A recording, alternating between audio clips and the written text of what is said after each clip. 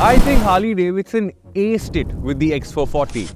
Maybe they got a couple of things wrong, but the engine, the ride quality, the handling, the fundamentals were spot on. Today I am here at the Rann Of Kutch, and the engineers from CIT tell me that they have another ace up their sleeve. Same but different. Ladies and gentlemen, this is the Mavrick 440. It is the most expensive Hero out there, but it's also the most affordable 440cc engine that you can buy in India today. Pricing starts at rupees 1.99 lakh for the base variant, goes up to 2.24 lakh for the top spec. But is it worth it? Is it not? Let's find out.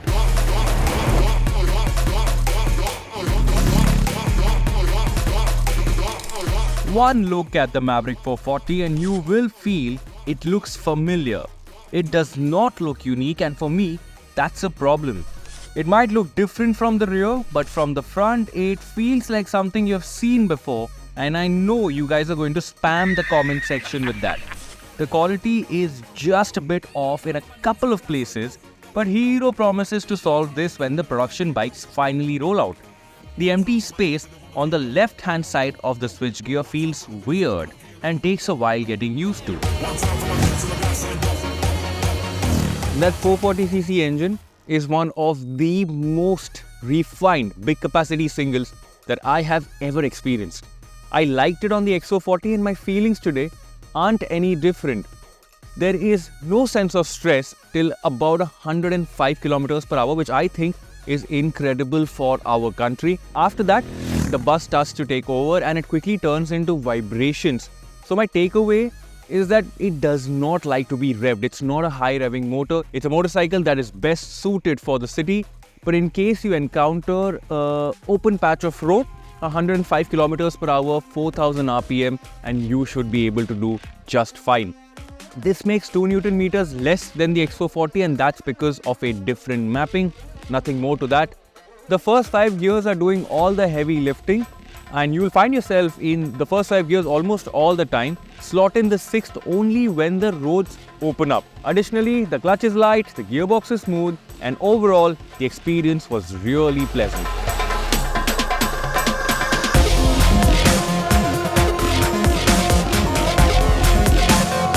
Let's take a look at the suspension. I know people will complain about the absence of a USD fork at the front and gas charge shocks at the rear. But let's move away from the spec sheet and let's understand if the motorcycle is beyond that. After riding the Mavrick for almost 300 kilometers, I have arrived to the conclusion that the ride quality is beautiful. Hero has not only saved up on cost, but done justice to what is usually considered a basic setup. The roads in Bhuj, though clean, have a lot of undulations, and the motorcycle's ability to soak it all in is really nice.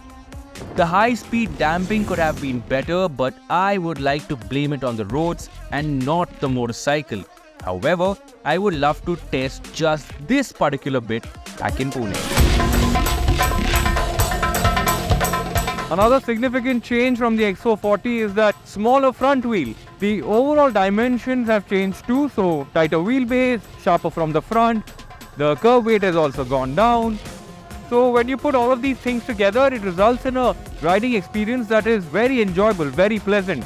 And it might be a little bit of a surprise when you go around the first corner, because you will realize that the Mavrick is actually a fun handling motorcycle. It's very agile and nimble around corners. The tires also do a decent job in building up confidence when you start picking up speed. Mind you, you will feel that weight when you take it off the side stand, but the moment you pick up speed, even if it is 5 kilometers per hour, all of that weight disappears, and I think that is a really good thing. As far as ergonomics go, comfortable is the key word here.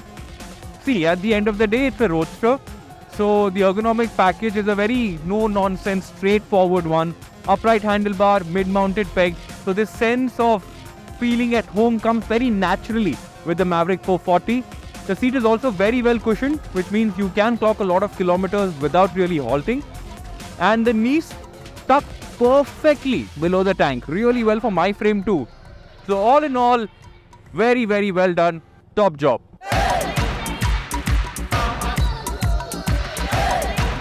You will also realize that the features list is not too extensive and almost all of it can be summed up in this connectivity bit through this instrument cluster. Talking about that, this space could have been utilized better, and over and above, it does not have a premium feel. The cables get in the way when you want to press the buttons on the side, and it overall lacks the appeal of a 440cc motorcycle. Turn-by-turn navigation and all the other bits associated with connectivity are appreciated, and then there's a bunch of eSIM connected features that are only available for the top variant. I am very impressed. There's very little to complain about, and that says a lot about the Mavrick 440. Even the pricing, this is not introductory pricing, this is the final pricing, and I think it is spot on. My suggestion, do not go for the base variant because that's coming with spokes and they are not tubeless tires. Go for either the mid or the top spec variant if you really want to buy the Mavrick 440. The difference between those two variants is just 10,000 rupees.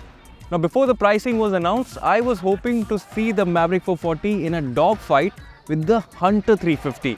But that was me being way too optimistic. But even at this price, it sits in that classic 350 space. It is a tall mountain to climb, taller than Everest. But with the kind of product that Hero has developed, I think we're going to see some interesting times ahead.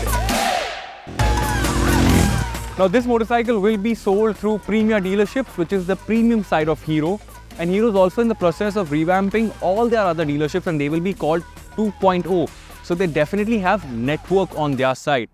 But if Hero can take this experience of the motorcycle and extend it to their showrooms, their service, I definitely think they have a winner on their hands. On that note, the first ride comes to an end. We will get this motorcycle back in Pune, and that's when we will do a lot more comparos. Which motorcycles do you want to see the Mavrick 440 go up against?